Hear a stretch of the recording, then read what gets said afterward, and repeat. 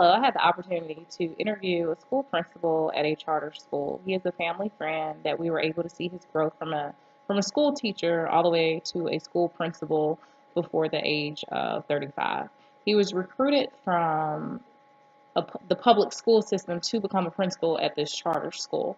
So when I asked him the four questions, what is your biggest challenge? He said for him, his biggest challenge, working at a charter school, they don't have a superintendent like my county does.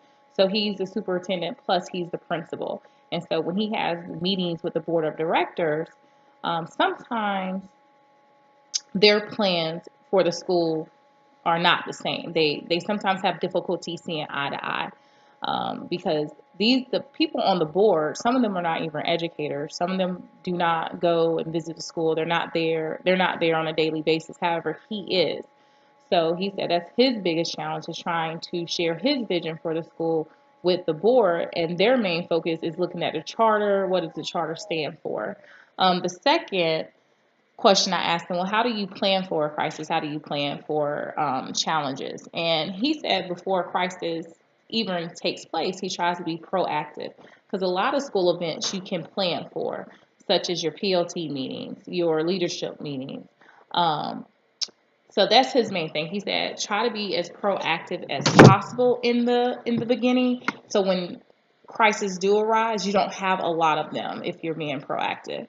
So I asked him, I was like, what is your big tip to overcome a crisis? And he thinks just being transparent.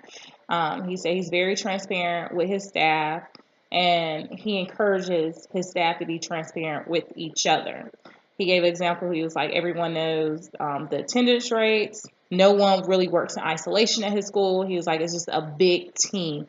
So he thinks that will help with a crisis coming or beginning at his school, the whole thing of transparency.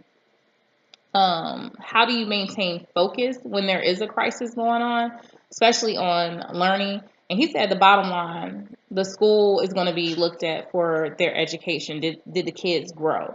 So he tries to still maintain his focus on that and just recruit the help of others that can handle the crisis. Like he delegates the crisis down. If it's an academic crisis, he'll delegate it down to his academic coaches to see if they can go into the teachers' classrooms and help them. Um,